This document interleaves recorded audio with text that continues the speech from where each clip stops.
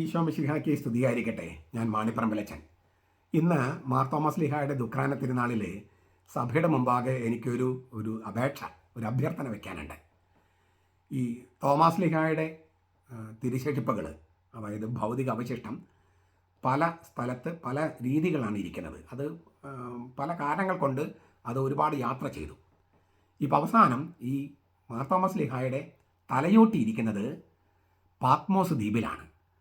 യോഹന്നാൻ സ്ലീഹ 18 മാസം പ്രവാസിയായിട്ട് ജീവിച്ച ഗ്രീസിലെ ഒരു ഐലൻഡാണ് പാത്മോസ് ദ്വീപ്.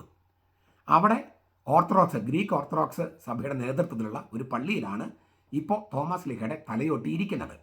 അസ്ഥിയുടെ ഒരു ഭാഗം നമുക്കറിയാം, അഴീക്കോടുണ്ട്, അങ്ങനെ പല സ്ഥലത്തുണ്ട്. അതിനെക്കുറിച്ചൊക്കെ നിങ്ങൾക്കറിയാം. അപ്പോൾ ഞാൻ വിശദാംശങ്ങളിൽ പോകുന്നില്ല. ഈ തോമസിലെ തലയോട്ടി ഇരിക്കുന്നത് ഈ ഗ്രീക്ക് ഓർത്തഡോക്സ് സഭയുടെ നേതൃത്വത്തിലുള്ള ഒരു ആശ്രമത്തിലാണ് പാത്മോസ് ദ്വീപിൽ. ഞാനവിടെ പല പ്രാവശ്യം പോയിട്ടുണ്ട്. അത് നമുക്ക് ഫോട്ടോ ഒന്നും എടുക്കാനായിട്ട് അനുവാദമില്ല. അത് അങ്ങനത്തെ ഒരു നിരോധിക്കപ്പെട്ട മേഖലയാണ്. സീറോ മലബാർ സഭയുടെ സഭാ നേതൃത്വം എനിക്ക് പറയാനുള്ളത്, ഗ്രീക്ക് ഓർത്തഡോക്സ് സഭയുമായി സംസാരിച്ച് ആ തലയോട്ടി നമുക്ക് ഭാരതത്തോട്ട് കൊണ്ടുവരാൻ ശ്രമിക്കണം. ഇത് കേൾക്കുമ്പോൾ തന്നെ പറയും, പിന്നെ ചോദിക്കുമ്പോൾ ഇങ്ങോട്ട് കിട്ടാതിരിക്കുകയല്ലേ. നമ്മളിപ്പോൾ ചോദിച്ച് നോക്കുക, ചിലപ്പോൾ ഒരു 40, 50, 100 വർഷം കഴിയുമ്പോൾ കിട്ടുമായിരിക്കും. അങ്ങനെ കിട്ടിയാൽ തോമസ് ലീഹ സ്ഥാപിച്ച ഏതെങ്കിലും 7 പള്ളികളിൽ ഏതെങ്കിലും ഒരു സ്ഥലത്ത് അത് വളരെ ആഘോഷപൂർവകമായി വളരെ ഗാംഭീര്യത്തോടെ കൊണ്ടുവന്ന് അവിടെ ഒരു ഒരു ഒരു ഒരു തീർത്ഥകേന്ദ്രമായി ഉണ്ടാവുകയും ഒരു ബസിലിക്ക വരികയും, ഒരു പക്ഷേ അവിടെ ആയിരിക്കാം ഒന്നുകിൽ ചെന്നൈയിൽ ഈ തോമസ് ലീഹ മരിച്ച ആ ബസിലിക്ക നമുക്ക് കിട്ടുകയാണെങ്കിൽ അവിടെയാണ് മേജർ ആർച്ച് ബിഷപ്പിൻ്റെ ആസ്ഥാനം വേണ്ടത്.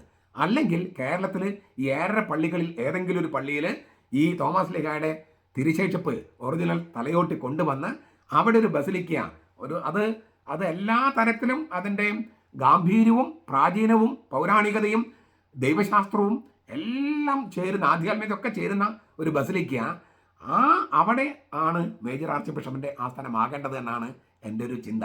ഞാനൊരു പ്രപ്പോസലായിട്ട് വെക്കുകയാണ്.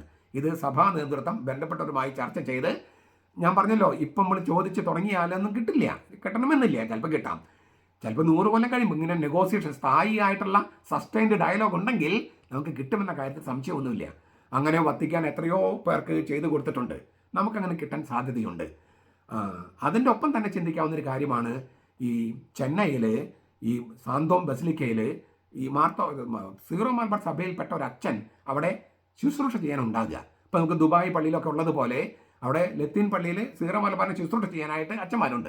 അതുപോലെ നമ്മൾ ലത്തീൻ സഭയുമായിട്ട് ചർച്ച ചെയ്ത് അവിടെ ഈ സാന്തോം ബസിലിക്കയിൽ ഈ മാർ തോമസ് ലീഹായുടെ കബറിടത്തിന് മുകളിലുള്ള ബസിലിക്കയിൽ ഒരു സീറോ മലബാർ വൈദികനെ 1 or 2 പേരെ വെച്ച് അവിടെ വരുന്ന സീറോ മലബാർ തീർത്ഥാടകർക്ക് ശുശ്രൂഷ ചെയ്യാനുള്ളൊരു സംവിധാനം അത് ഒരുക്കാനും ഈ സീറോ മലബാർ സഭയുടെ നേതൃത്വം മുൻകൈ എടുക്കുമെന്ന് നമുക്ക് പ്രത്യാശിക്കാം. എല്ലാവർക്കും ദുഃഖാന തിരുനാളിൻ്റെ മംഗളങ്ങൾ.